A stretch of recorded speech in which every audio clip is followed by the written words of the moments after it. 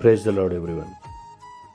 యోహాను రాసిన 3వ పత్రిక 1వ అధ్యాయము 2వ వచనంలో చూస్తే, ప్రియుడా, నీ ఆత్మ వర్ధిల్లుచున్న ప్రకారము నువ్వు అన్ని విషయములలోనూ వర్ధిల్లుచు సౌఖ్యముగా ఉండవాలనని ప్రార్థించుచున్నాను.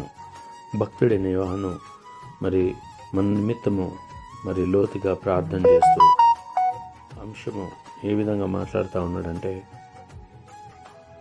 ప్రియుడా, నువ్వు ఆత్మలో వర్ధిల్లాలి, నువ్వు బలంగా మారాలి. శరీర ప్రకారంగా చాలా విషయాల్లో చాలామంది వర్ధిల్లుతున్నారు, కానీ ఆత్మలో వర్ధిల్లడం అనేది చాలా ప్రాముఖ్యమైన అంశము. అందుకని ఆత్మలో వర్ధిల్లాలని చెప్తా ఉన్నాడు. నువ్వు అంతరంగ పురుషుని యందు అనేకమైన విషయాలను కలిగి ఉండి నువ్వు ఏది చేయలేక శరీర సంబంధమైన విషయాల మీద ఎక్కువగా ఆశ కలిగి ఉన్నప్పుడు అవి ఏ పూటకి కూడా జరగవు, అది ఏమాత్రమో జరగవు, అది ఎంతకాలమో నిలవబడదు. అందుకని ఏమంటున్నాడంటే, నువ్వు ఆత్మలో వర్ధిల్లితేనే కదా మిగతా విషయాల్లో వర్ధిల్లగలుగుతావు. సౌఖ్యంగా ఉండాలి కదా అని ప్రార్థిస్తున్నాను, నీ కొరకు ప్రార్థిస్తున్నాను కూడా.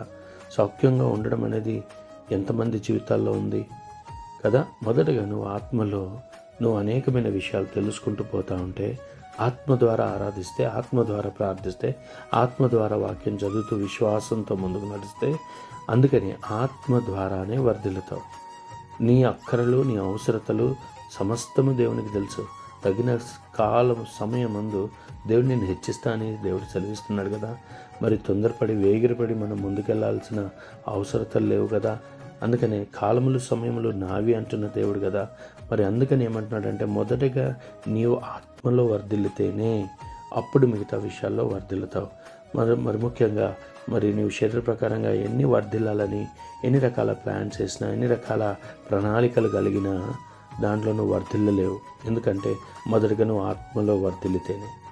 ఆత్మలో వర్ధిల్లడానికి సిద్ధపడు, ఆత్మ ద్వారా ఎదగడానికి సిద్ధపడు, వాక్యంలో ఎదగడానికి సిద్ధపడు, ప్రార్థనలో ఎదగడానికి సిద్ధపడు, విశ్వాసంలో ఎదగడానికి సిద్ధపడు. మిగతావన్నీ ఆటోమేటిక్గా నీ లైఫ్లోకి ఎంటర్ అవుతూనే ఉంటాయి. ఎక్కువగా వాటి కొరకు కష్టపడాల్సిన అవసరం లేదు. అవన్నీ దేవుడు నీకు సిద్ధపరుస్తూనే ఉన్నాడు.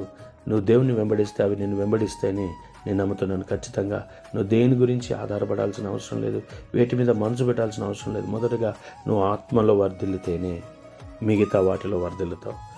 వింటున్న నీవు ఈ వాక్యం ద్వారా అనేకమైన విషయాల్లో వర్ధిల్లాలి. ఖచ్చితంగా నువ్వు ఆత్మలో వర్ధిల్లాలని ప్లానింగ్. ఖచ్చితంగా దేవుడు నేను అనేకమైన విషయాల్లో వర్ధిల్లిస్తూ ముందుకు నడిపిస్తూ, అన్నింటినీ దాటిస్తూ, అన్నిటి మీద అధికారం ఇస్తూ, అన్నిటి మీద జయాన్ని ఇస్తూ ముందుకు నడిపించే దేవుడు. వింటున్న ప్రతి ఒక్కరి జీవితాల్లో దేవుడు ఈ యొక్క అద్భుతాలు చేస్తాడని నేను నమ్ముతున్నాను. దేవుడి వాక్యం దీవించును గాక. పరిశుద్ధుడ, మహోన్నతుడా, నీ మాటలను బట్టి, నీ శక్తిని బట్టి, అవును తండ్రి, శక్తి లోపం లేకుండా మేము మాట్లాడుతున్నామయ్యా. అయ్యదిగో ప్రభా, ప్రియుడు అని ఆత్మ వర్ధిల్లుచున్న ప్రకారము నువ్వు అన్ని విషయాల్లోనూ వర్ధిల్లు అని మీరు సెలవిచ్చినట్టుగా, అవును ప్రభా, మేము అన్ని విషయాల్లో వర్ధిల్లాలంటే మొదటగా వాక్యంలో, ఆత్మలో, ప్రార్థనలో వర్ధిల్లాలి. వీటిలో వర్ధిల్లుతూ నీ యొక్క గుణాలను కలిగి ఉండి, అయ్యా గుణాలలో, సద్గుణాలలో, మంచి ఉద్దేశాలలో, ఆత్మఫలాలలో, వరాలలో వర్ధిల్లుచు ముందుకు నడిపించినట్లుగా సహాయం దయచేయండి. అయ్యా వింటున్న వారికి ఇదిగో వీటన్నిటిలో సహకారం దయచేయండి, సఫలపరచండి ప్రభువా. ఇదిగో వారి చేతి పనుల్లో, వారి యొక్క ప్రతి వాటిల్లో వర్ధిల్లుచు అయ్యా ముందుకు నడిచినట్లుగా సహాయం దయచేయండి. ప్రతిదీ నీ కృప చేత ఫలిస్తూ విస్తరించినట్లుగా సహాయం దయచేయండి.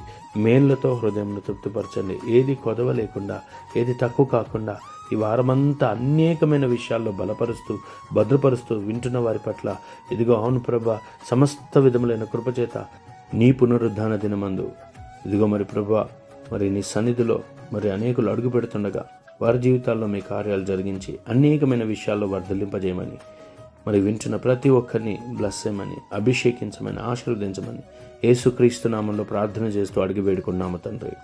ఆమెన్. God bless you.